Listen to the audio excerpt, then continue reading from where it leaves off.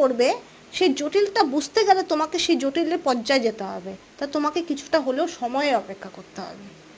ওকে, তো this things are there, that's why কী হয় মোস্ট অফ দ্য কেসে তোমার সিম্পল থেকে কমপ্লেক্স বোঝানো হয়, কিন্তু উল্টোটাও করা যেতে পারে, উল্টোটারও বেনিফিট আছে, কিন্তু সেটার জন্য আমাদেরকে অনেক ধৈর্য রাখতে হবে।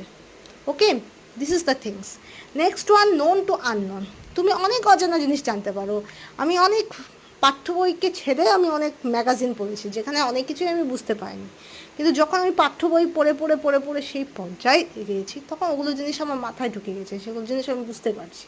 তো that also be beneficial, but তার জন্য ওই যে বললাম সময় অপেক্ষা করতে হবে।